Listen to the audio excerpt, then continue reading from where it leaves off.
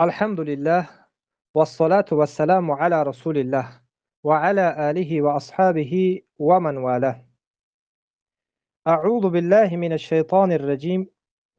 Huwa alladhi arsala rasulahu bil huda wa dinil haqq liyudhhirahu ala ad-din kullih walau karihal mushrikun. Alloh subhanahu va ta'alaga hamdu sanolar bo'lsin. Payg'ambarimiz sallallohu alayhi va sallamga salavotlar. Bugungi kunda ya'ni O'zbekistonda tog'utlari va O'zbekistonda ana shu saroy mullalari, malaylari bular holat shunday ketyaptiki, Allohul musta'an, Alloh subhanahu va ta'ala o'zi ko'mak qilsin, o'zi yordam qilsin. Bu tog'utlar va tog'utlarning malaylari xuddiki ayni zamonda payg'ambarimiz sallallohu alayhi va sallam zamonida mushriklar sahobalarga aziyat yetkazgan va sahobalar oxir oqibat payg'ambarimiz sallallohu alayhi va sallam bir qismini Habashaga jo'natgan holatlar O'zbekistonda bugungi kunda bo'lyapti. Va biz albatta har bir muvahhid birodarlarimizdan ya'ni himoya qilishlik va ularni qadr qiymatini bilishlikni hech ham esdan chiqarmaymiz. Har bir yer yuzidagi bizni muvahhid birodarlar va muvahhida opa-singillarimizni biz hech ham esdan chiqarmaymiz. Ammo bu tog'utlarga aytadigan so'zimiz faqat Alloh subhanahu va ta'ala nima degan bo'lsa, bundan tashqariga chiqmagan holatda biz bularga xitobimiz shuki, avvalo Alloh subhanahu va ta'ala shunday deb marhamat qiladiki, a'udhu billahi minash shaytonir rajim.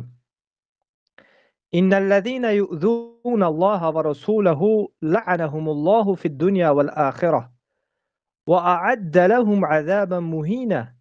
والذين يؤذون المؤمنين والمؤمنات بغير ما اكتسبوا فقد احتملوا بهتانا وإثما مبينا. Albatta Allohga va uning payg'ambariga ozor beradigan kimsalarni Alloh subhanahu va ta'ala dunyoda ham oxiratda ham la'natlagandir va ular uchun xor qilguvchi azobni tayyorlab qo'ygandir Alloh subhanahu va ta'ala. Va buni bu tog'utlar eshitib olsin. Va davomida Alloh subhanahu va ta'ala shunday deb marhamat qiladiki, vallazina yu'zunal mu'minina wal mu'minati. Mu'min va mu'minalarga biron gunoh qilmasliklaridan ozor beradigan kimsalar ham buhton va ochiq gunohni o'z ustilariga olibdilar. Bugungi kunda musulmonlarni muvahhid birodarlarimiz O'zbekistondagi nima o'zbek tilida bo'lsa, nima tojik tilidagi muvahhid birodarlarimiz va muvahhida opa-singillarimizni bu zolimlar va mana bu tog'utlar, bu mushriklar, bu mana bu Fir'avnni ergashganlari, Namrudni ergashganlari, Abu Jahlni ergashganlari bizni birodar va opa-singillarimizni qamoqqa tiqishyapti. Alloh subhanahu va ta'ala boshqa yerda shunday deb marhamat qiladiki, va la tahsabannallaha g'ofilan amma ya'maluz zolimun innama yu'akhirukum ليوم تشخص فيه الأبصار مهطعين مقنعي رؤوسهم لا يرتد إليهم طرفهم وأفئدتهم هواء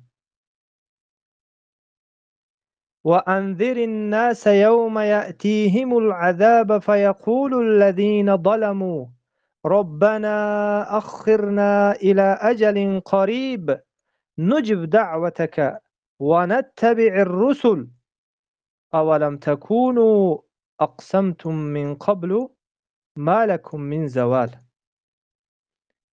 Ey Muhammad sallallohu alayhi va sallam, siz hargiz Alloh subhanahu va ta'ala zolim kimsalarning qilayotgan amallaridan g'ofil deb o'ylamang.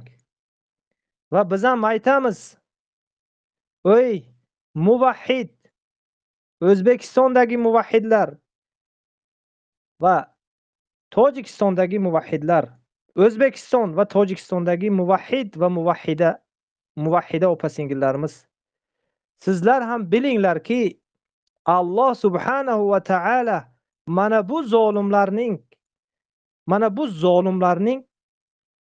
qilayotgan zulmlaridan g'ofil emasdir. Faqat Alloh ularning jazolarini ko'zlar dahshatdan qotib qoladigan qo'rqinchli qiyomat kuniga qoldirmoqda xolos. Bilinglar, ularni Alloh subhanahu va ta'ala vaqtincha yashashadi, ammo qiyomatga ularni qattiq azob bilan Alloh subhanahu va ta'ala ushlaydi. U kuni ular boshlarini osmonga ko'targan hollarida chorlangan tomonga hisob-kitob uchun chopurlar. Ko'zlari o'zlariga qaytmaydi. Ya'ni qo'rquvdan qotib qolib o'zlarini qanday holda ekanliklarini ham ko'rmaydilar. Dillari dahshatdan bo'm-bo'sh bo'lib qolur. Mana bu edi Alloh subhanahu va ta'ala sizlarga ey zolimlar va ey tog'ut mushrik va ey kofirlar. Alloh subhanahu va ta'ala davomida aytadiki: "Va anzirin nasa yawma ya'tihimul azab." Ey Muhammad sallallohu alayhi va sallam, odamlarni ogohlantirib qo'yingki, ularga azob kelar. Azob kelar kunda, qiyomatda zolim kimsalar, ey zolimlar, zolim kimsalar, Parvardigoro, bizlarga ozgina muhlat bergin. Ya'ni bizlarni dunyoga qaytarib ozgina hayot bergin. Albatta sening da'vatingni qabul qilurmiz va payg'ambaringga ergashurmiz deydilar.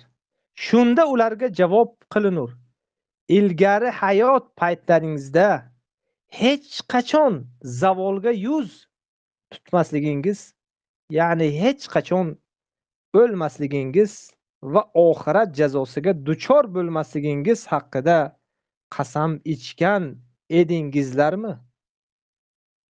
Hech bir o'yladilaringmi? Ey tog'utlar, ey mushriklar, sizlar hech bir o'ylaysizlarmiki, Alloh subhanahu va ta'ala bir kun sizlarni o'z oldiga oladi. Sizlar ham o'lasizlar. U paytda na sizlarni pagonlaring, na sizlarni ana u mahkamalaring, na sizlarni prezident va deputatlaring birontasi sizlarni qutqara olmaydi.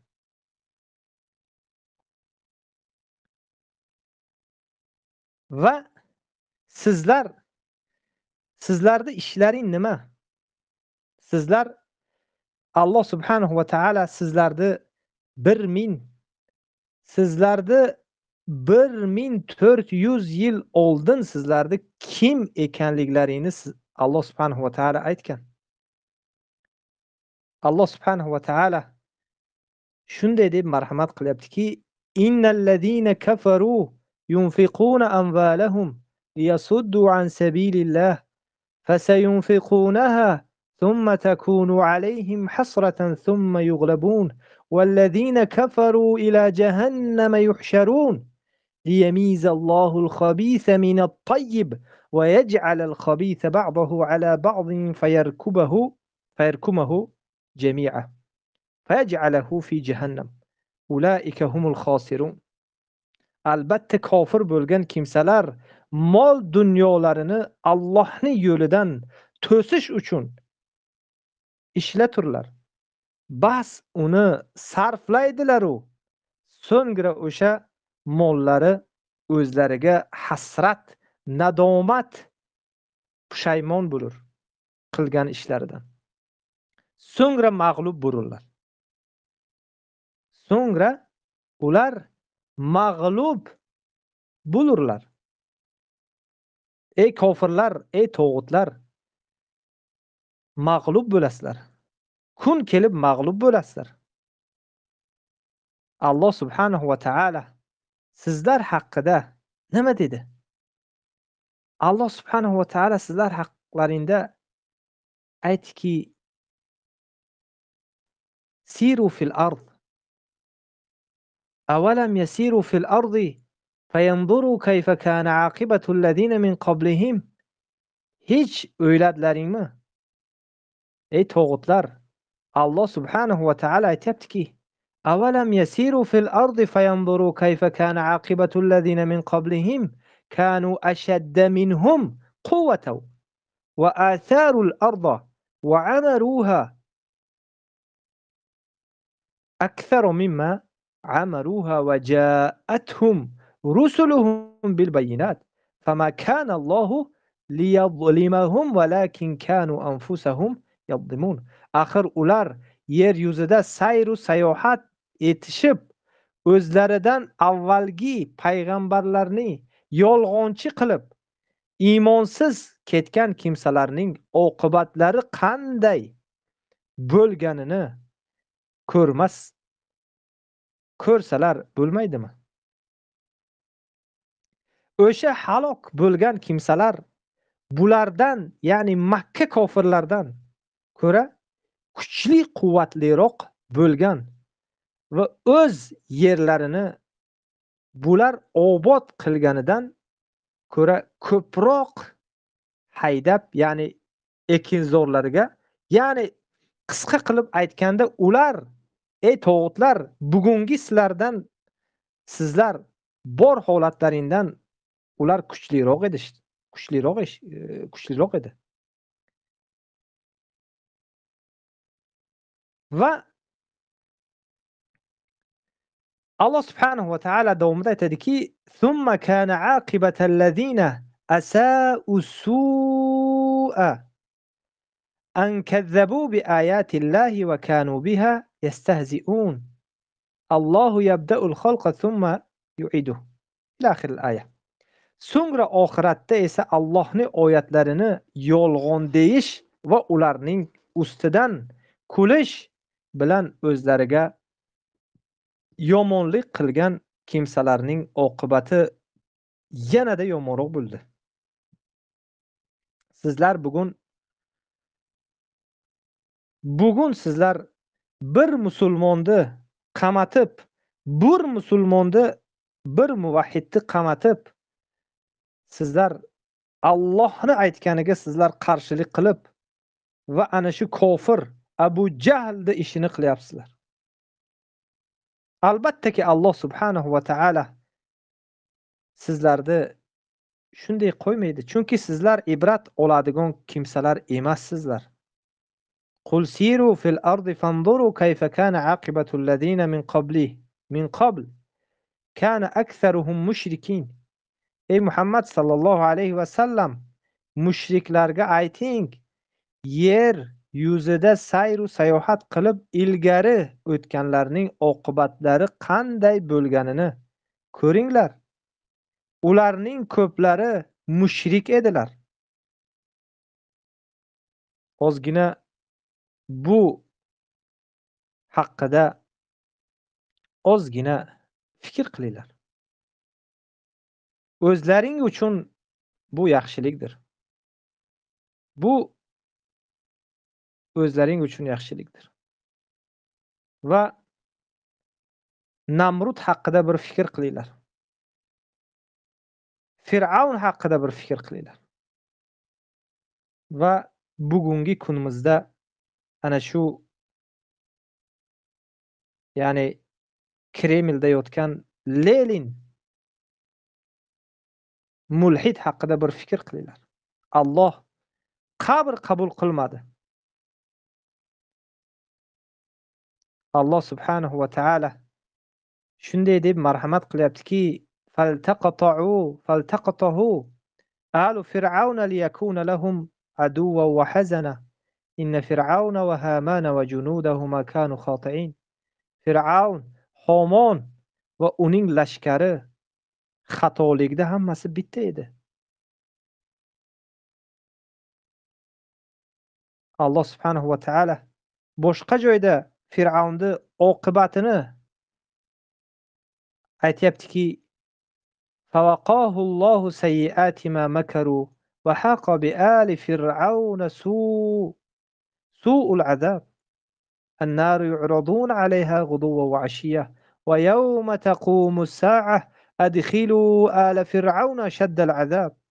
Bas Alloh u iymon keltirgan kishini ularning yomon makr hiylalaridan saqladi va Alloh subhanahu va taala Fir'avn va uni xonadonidagi makrlaridan mu'min muvahhidlarni Alloh saqladi ularni va Fir'avn xonadonini yomon azob bilan o'rab oldi. Bir bu oyat haqida fikr qilinglar. Alloh subhanahu va taala o'zi aytayaptiki, bas Alloh u iymon keltirgan kishini ularning yomon makr hiylalaridan saqladi.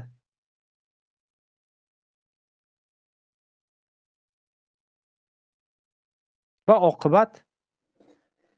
oqibat Alloh subhanahu va taala Fir'avnni va oilasi, Fir'avnning oilasi kim?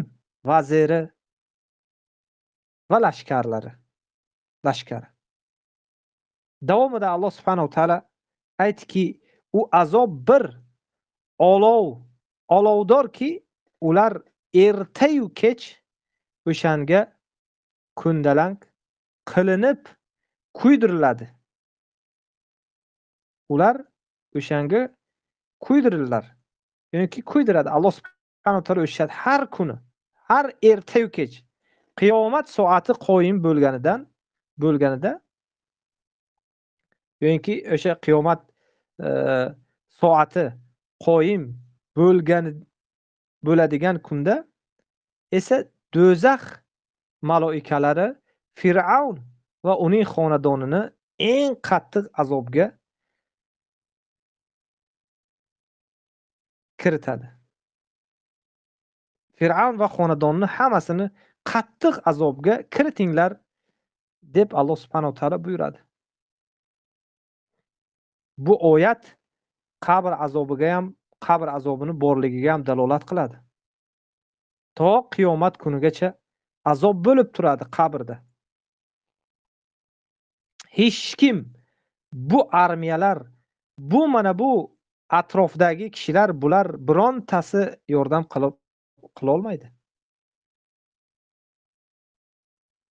Va Alloh subhanahu va taala yanada ham Allohning diniga qarshilik qiladigan kishilarga ogohlik berib aytayaptiki, falyahdharillazina yukhalifuna an amrihi an tusibahum fitnatun aw yusibahum azabun alim. Falyahdhar, payg'ambarning amriga xilof ish qiladigan kimsalar o'zlariga biron fitna kulfat yetib qolishdan yoki alamli azob yetib qolishdan, ya'ni qo'rqmaydilarmi? Hazar qilmaydilarmi ular? bugun mana bu dunyodagi kulfat, bu ana shu dunyodagi musibat, bu shirk kufrdir va qiyomatdagi ana shu abadiy azobga giriftor bo'lishlikdir. Va Alloh subhanahu va taala qiyomat kuni kofirlarni ana shu bir-birlari bilan birga ularni hashr qiladi. Xuddiki oyatga aytgandek.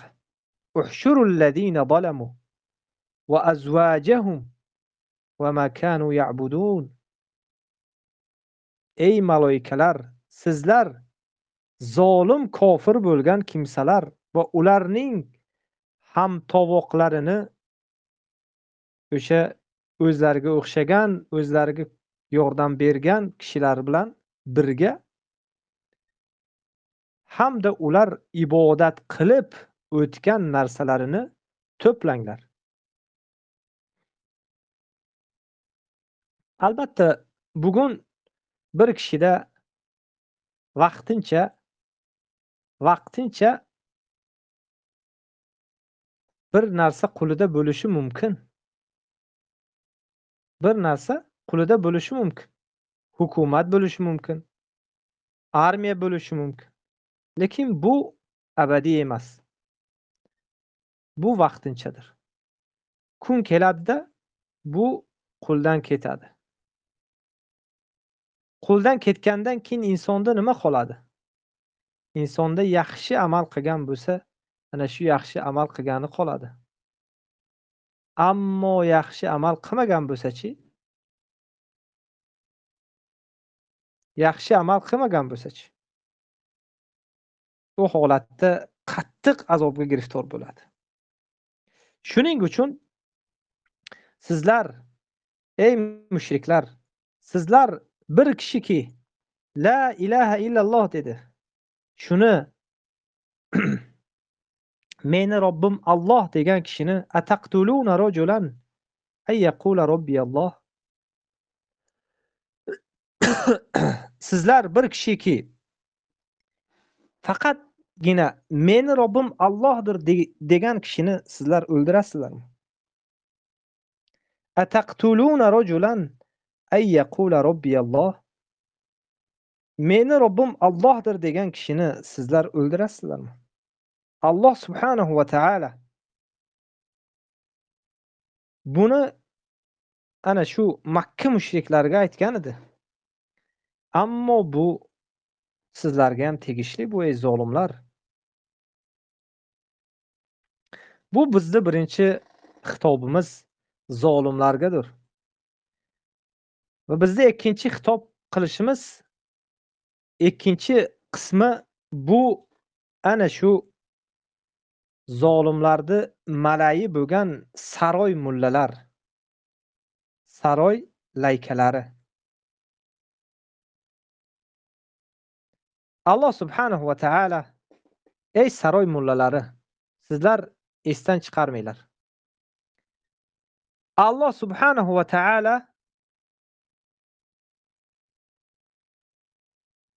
shunday deb marhamat qiladiki: A'udhu billahi minash shaytonir rajim.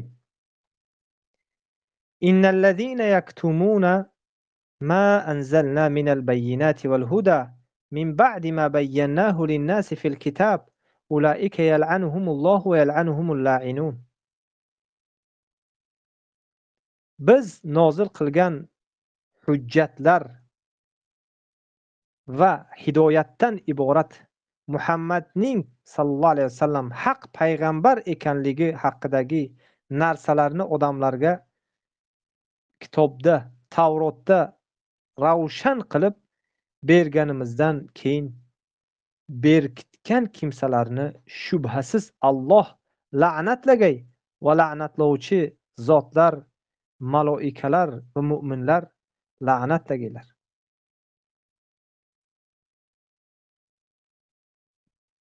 Mana bu sizlarni Allohning diniga xiyonat qilishinglar birinchidan va ikkinchidan sizlar ana shu tog'utlarga musulmonlarni topshirib berib o'zlaring o'zlaring ham mana shu tog'utlar bilan birga bo'lib kofir bo'lganlaring. Va albatta bu tog'utlarda hukumati va u minbarlarda bemalol o'tirib musulmonlarni sotishlaring hech ham sizlarni u yerda abadiy qoldirmaydi.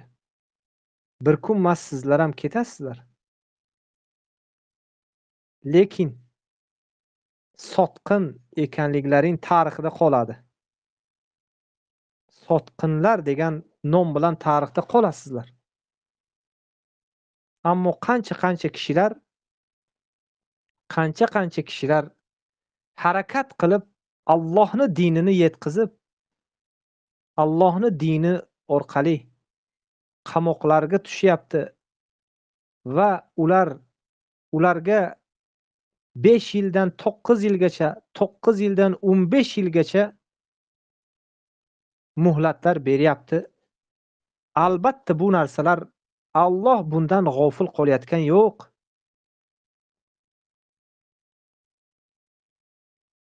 Shuning uchun bunga albatta har bitta ana shu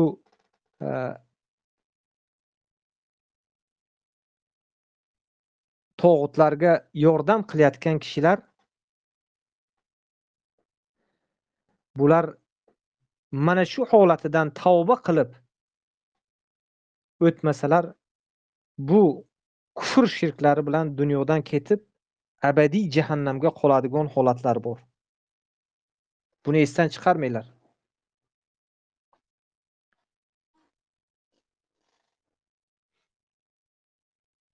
Shuning uchun bu sizlarga edi.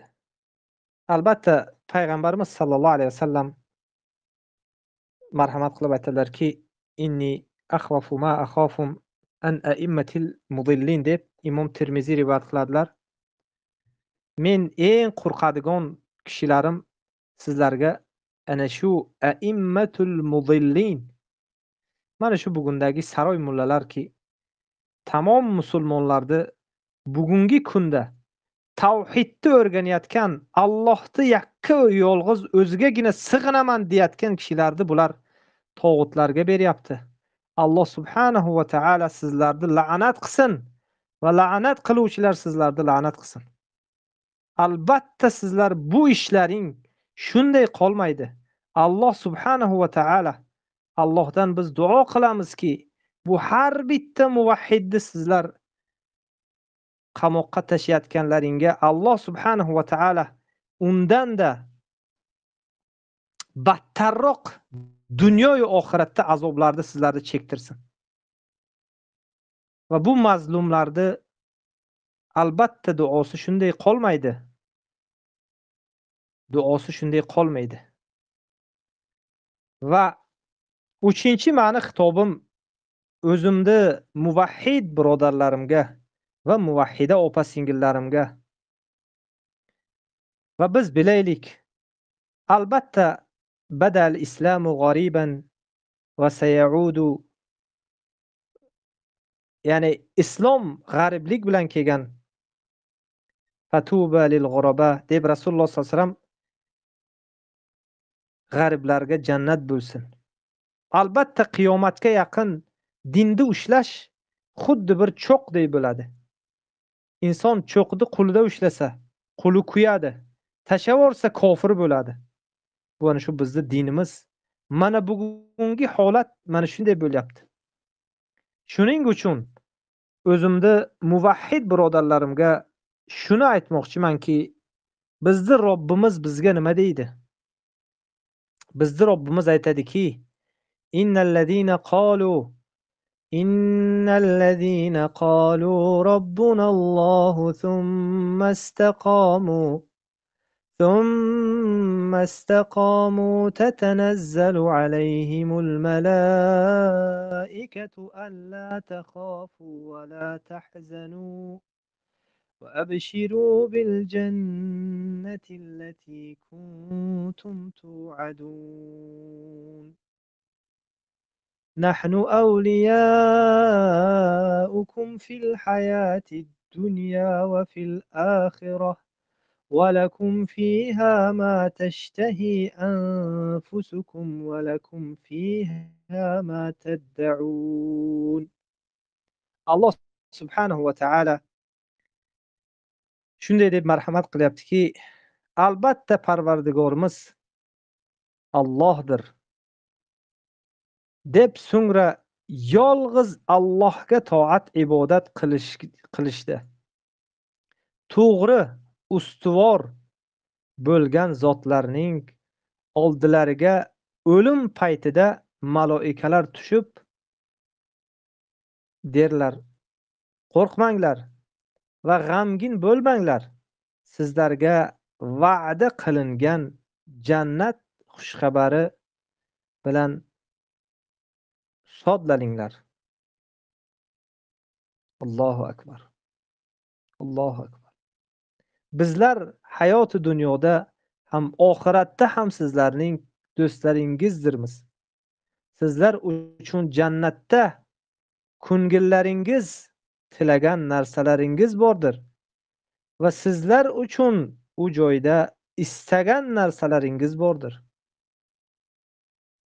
Bizni Robbimiz bizga buyuryapti. Bizni Robbimiz bizni istiqomatga buyuryapti. Bizni Robbimiz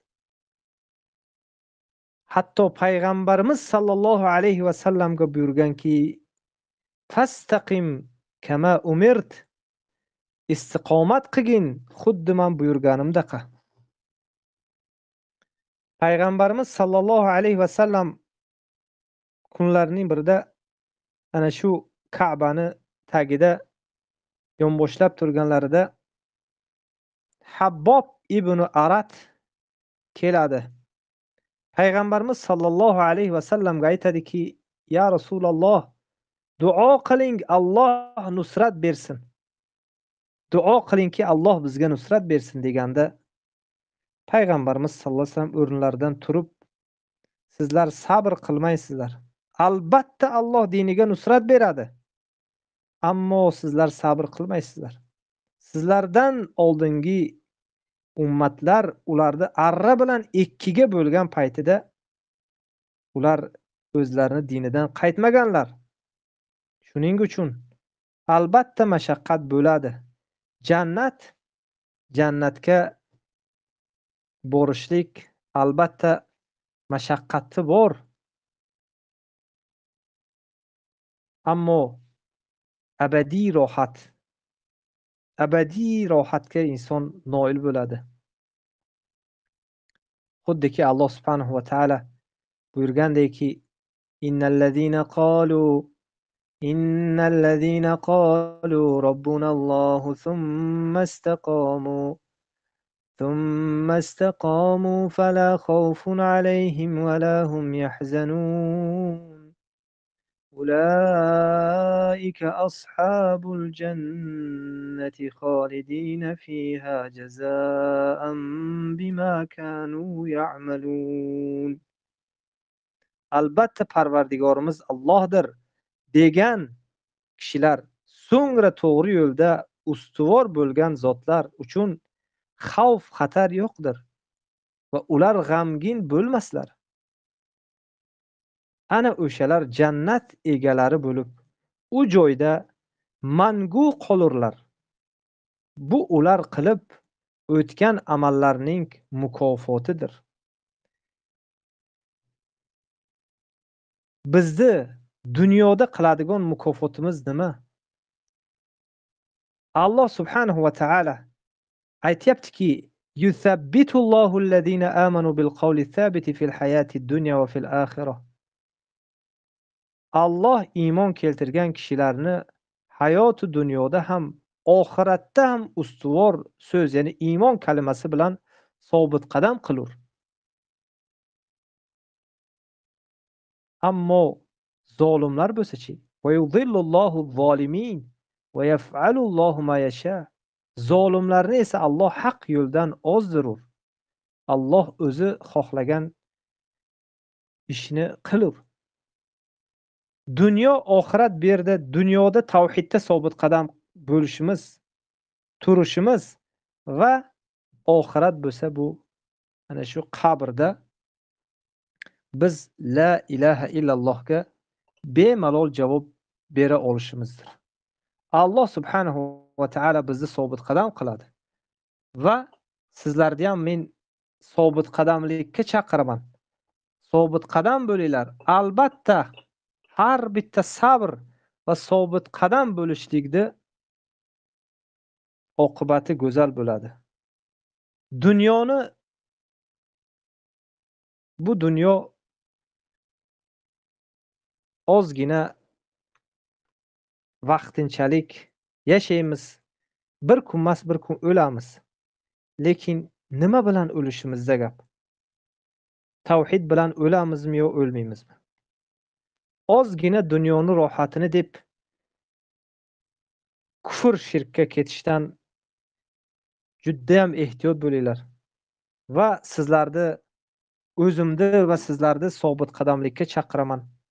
Inshaalloh Alloh subhanahu va taolani nusrati yaqindir. Nusrati yaqindir. Shu edi meni xitobim birinchi qismi bu zolim, tog'ut, mushrik najaslarga va ikkinchisi ana shu saroy mullalargaki haqni yashirib o'zlarini qorinlarini o'zlariga iloh qilib olgan, o'zlarini ana shu tog'utlarini o'zlariga iloh qilib, musulmonlarni kunduzi kechasi josuslik qilib sotayotgan mushrik najas mana bu saroy mullalar albatta bular Alloh subhanahu va taolo bularni tavba qilmasa bu holatlardan ham kundan kuni bularni holati battar bo'lib ketadi-da, yaxshi bo'lmaydi. Albatta bir kun emas, bir kun Alloh nusrat beradi. Ammo sizlar munofiq va sizlar saroy mullalar buni bilinglarki, sizlarni faqat holatlaring ana shu birovlarni patinkalarini tozalash va musor tashish bo'ladi. Dunyoda bo'lsa, oxiratda bo'lsa abadiy jahannamda qolasizlar. A'udhu billah. Va o'zimni muvahhid va muvahhid birodarlarim va muvahhida opa-singillarimga sabot, as-sabat